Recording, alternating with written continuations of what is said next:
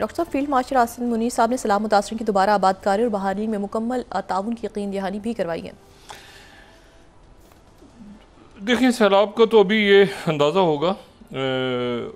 उन्होंने एक बात आज जो फील्ड मार्शल आसिम मुनीर साहब है, उनका एक जुमले पे मैं गौर कर रहा था। उन्होंने कहा कि ये बार बार होने वाली जो तबाहकारियाँ हैं, हर दफ़ा उनका कोई हल तलाश करना होगा। हर दफ़ा जब सैलाब आता है, ये तो देखें बुनियादी बात है ना जी। मतलब है कि वो बंदा इंसान एक वो आम का पेड़ भी लगाता है तो कहता है हर साल इसके ऊपर फल आएगा, भाई ये इतने सालों का, भाई कोई प्लान होता है ना उस पेड़ का भी। यहाँ पूरे के पूरे पुल बन रहे हैं और सोसाइटियाँ बन रही हैं और पूरा एक उसको प्लान ही नहीं है। तो ये तो लॉन्ग टर्म एक बिल्कुल एक प्लानिंग की इस वक्त ज़रूरत है। तो वो अब इस ये ख़त्म होती हैं आफात, तो उसके बाद फिर तखमीना नज़र आएगा सामने। और ये मैंने आपसे कहा कि ये दिन बड़े इंपॉर्टेंट। एक तो ये अफगानिस्तान, ये देखें मैंने मिसालें दी ना आपको भी कि ये किस तरह से एक फेल्ड स्टेट जिसको दुनिया ने डिक्लेयर कर दिया था वो अपने आप को, और बड़ी सरमायाकारी आएगी, बड़ा ज़बरदस्त बनेगा इंशाल्लाह सीरिया, और यमन भी निकलेंगे, सारे मुल्क निकलेंगे। लेकिन उनकी क़यादतें कुछ करें तो सही ना। अगर वो आपस में और अपने आसपास और ये सारी हरकतें करते रहेंगे तो उसके न देखें ना, ये ख़त्म हो जाता। अगर ये मामला ना होता ना, ये गज़ा वाला, तो ये मामला तय हो गया था। हुतीज़ का मामला तय हो गया था।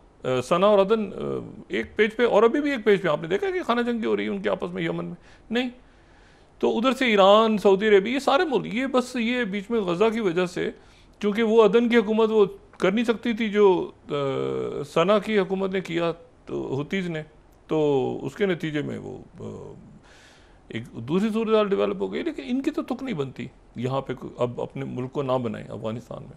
उम्मीद करते हैं कि मामला बेहतरी की तरफ जाएंगे।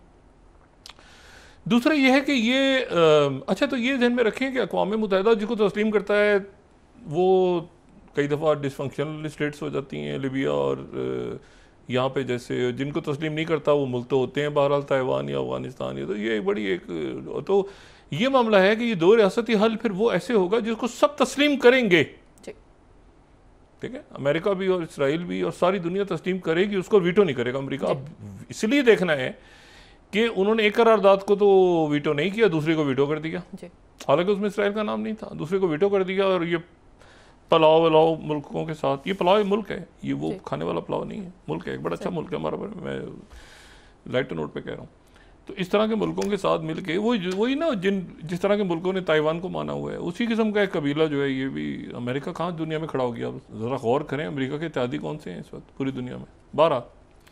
तो वो मेरे ख्याल से प्रेसिडेंट ट्रंप ने भी जाहिर है इशारा किया होगा। लेकिन प्रेसिडेंट ट्रंप ने एक और जो है ना, ये देखें इसको, ये यहाँ पे उनकी जो सुशीला करकी हैं, उन्होंने कल हलफ उठा लिया नेपाल का, नेपाल की अबूरी वज़ीर आज़म का। हमारी तरफ से बेहतरीन दुआएं उनकी कामयाबी के लिए, मुबारकबाद उनको। ये उन्होंने निकालना है इसमें से नेपाल को, क्योंकि नेपाल में अनलाइक श्रीलंका और अनलाइक बांग्लादेश एक पूरा मुल्क का रियासती ढांचे ख़त्म हो गया है कि वहाँ बादशाहत होगी या वहाँ पे पार्लिमानी निज़ाम होगा या कैसे होगा।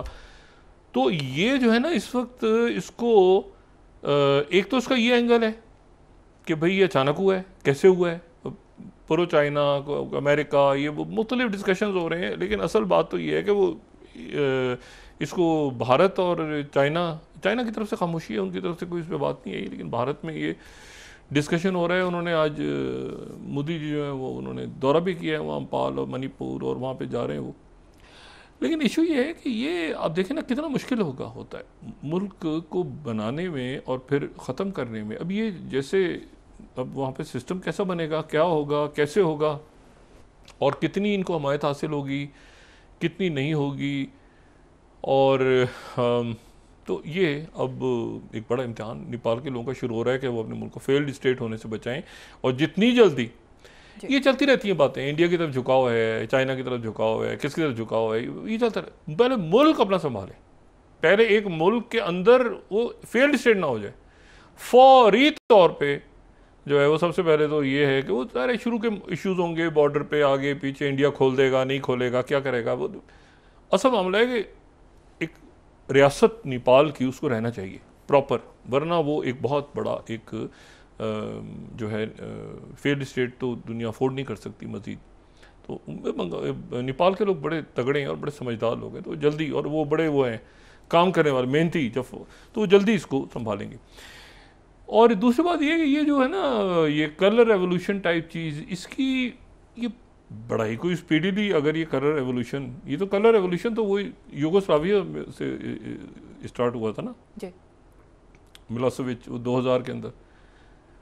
तो कोसोवो, अच्छा कोसोवो को नहीं मानता अक़वाम में होता है, तो उसको कहते तो वहाँ से ही निकली थी ना इस्तिलाह, ऑरेंज रेवोल्यूशन, ट्यूलिप रेवोल्यूशन, ठीक है ना, वेलवेट रेवोल्यूशन, ये कलर रेवोल्यूशन, ये वहाँ से जॉर्जिया, यूक्रेन, ये सारे शुरू, ये 2004 2005 आगे पीछे दाएं बाएं, कुछ कामयाब हो गए, कुछ नहीं हुए, कुछ ये सारा। लेकिन ये 2014 के बाद जो था वो ख़ास तौर पे प्रेसिडेंट पुतिन ने जब ये हुआ मैदान वाला, तो फिर ख़ास जो यूक्रेन के वाले से, तो फिर ये ज़्यादा इस पर दुनिया ने ध्यान दिया। लेकिन ये है कि श्रीलंका में कुछ और हुआ था, बिल्कुल उसकी डायनेमिक्स अलग थी। वो तो IMF से डिफ़ॉल्ट और उसकी तरफ जा रहा था, लोगों ने हुकूमत वो धड़नता था, वो शाही ख़ानदानी दौड़ गया था वहाँ से।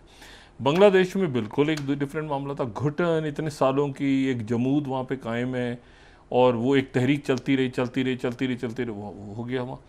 लेकिन रियासत का ढांचा रहा अपनी जगह। अच्छा, लेकिन यहाँ तो ये हुआ है ना कि एक तो एकदम हुआ है जी, और इंडिया को पता नहीं चला, ये एक अजीब सी बात है। मैं इसको बड़ा, मेरे लिए जो है ना, तो वो उनकी हुकूमत जो है वो बात नहीं करी, अब तज्जियाकार बात कर रहे हैं, मगर वो तो ओपिनियन दे रहे हैं सारे, अपना पॉलिसी मेकिंग तो मोदी जी के हाथ में। तो उनकी क्या पॉलिसी है इस पर, एक स्ट्रेटेजिक लेवल पे देखा ना, चारों तरफ से वो एक अजीब सूरत हाल क्रिएट हो गई ना उनके लिए, इंसर्कलमेंट हो गई है, तो उससे कैसे निकलते हैं वो। दूसरी जो बात है वो ये है कि जो प्रेसिडेंट ट्रंप, एक तो वो G7 का जो इजलास हुआ है, दो उसमें बातें हुई हैं।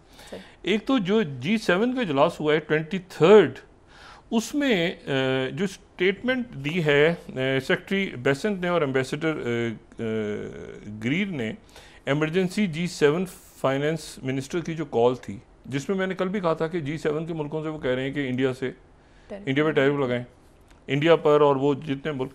अच्छा, एक तो इन्होंने बात की है उसमें, और उसमें उन्होंने कहा है कि ये जो हैं ये सपोर्टर जितने रशियन वॉर के, उनके ऊपर टैरिफ लगाए जाएं, और जो ऑयल ले रहा है उस पर टैरिफ लगाए जाएं, और जाहिर है कि परचेज जो ऑयल कर रहा है। दूसरा जो प्रेसिडेंट ट्रंप हैं, प्रेसिडेंट ट्रंप ने कहा है कि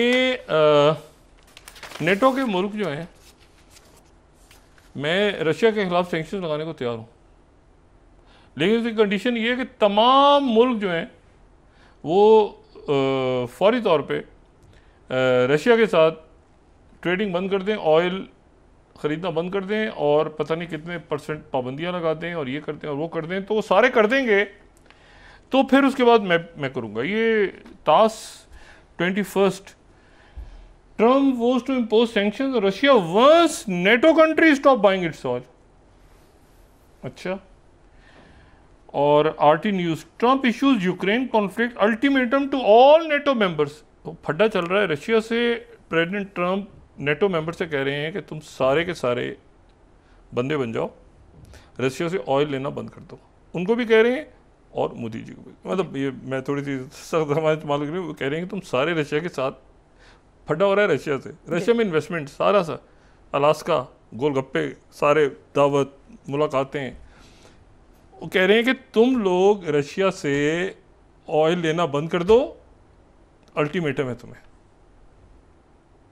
क्या ज़बरदस्त पॉलिसी चल रही है। अच्छा, और आखिर में ले देखे सारा, जब कोई नहीं होता, कोई इधर से होता, आखिर में आ जाती है मोदी जी पे बात, फैसलाबाद की गारंटी वाली मोदी जी की पॉलिसी बनी हुई है जी। तो मैंने अभी नेपाल आ गया, इनमें सबसे बड़ा क्राइसिस नेपाल है। और दूसरा जो क्राइसिस है, देखें ये जो राइट विंग स्ट्रॉन्ग होना शुरू हो गया ना, प्रेसिडेंट उसको, ये आज वहाँ पे बरतानिया में बहुत बड़े मुजाहरे हो रहे हैं। टॉमी रॉबिन्सन, एक नई शख्सियत सामने आ गई है, टॉमी रॉबिन्सन, ये बरतानिया में राइट विंग का कई दहाइयों के बाद आज सबसे बड़ा मुजाहरा हो रहा है। यानी इनका मुतालबा ये है कि दूसरे मुल्कों के लोगों को यहाँ से निकाला जाए, और सिर्फ सफ़ेद, वाइट, ठीक है, वाइट जो हैं यानी ये एक समझ लें कि जो एक्सट्रीम राइट विंग है उनका ये सबसे बड़ा मुजाहरा है। इसके काउंटर पे एक मुजाहरा हो रहा है मगर वो इतना बड़ा नहीं है। सही।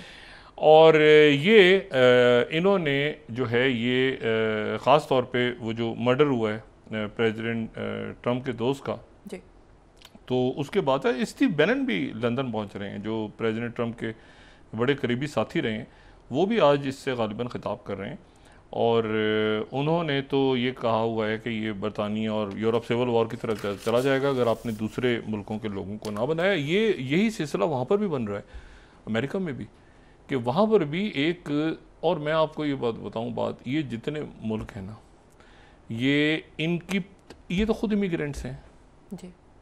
ये तो खुद इमिग्रेंट्स हैं ना, तो ये कैसे। अच्छा, फिर दूसरी बात ये है सारी कि अगर आप दुनिया से ये बंद कर देंगे ना लोगों को, ये देखें 100 बातें हमारे इख्तलाफात हैं, उनकी पूरी जो टेक इंडस्ट्री है ना अमेरिका की, पूरी टेक इंडस्ट्री में बहुत बड़ा रोल इंडियंस का है, इंडिया का बहुत बड़ा रोल है उसमें।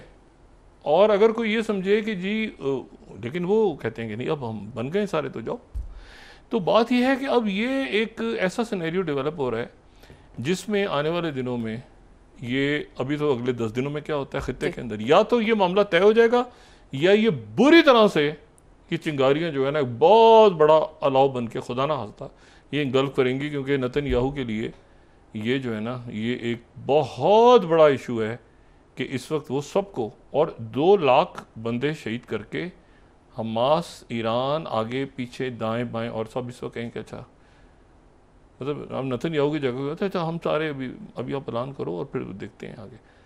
लेकिन प्रेसिडेंट ट्रंप जो हैं वो अब इस पर पहले कमिट कर चुके हैं, स्टीव विटकॉफ भी कमिट कर चुके हैं। ये मुल्क वोट नहीं डाल सकते थे अगर इनको अमेरिका का खामोश इशारा ना हो, तो बहुत सारे मुल्क इसमें ऐसे हैं जिनको अमेरिका की तरफ से इशारा। अब ये टोंगो वोंगो ये तो मतलब इन्होंने तो टांगा बना के रख दिया ना अमेरिका को।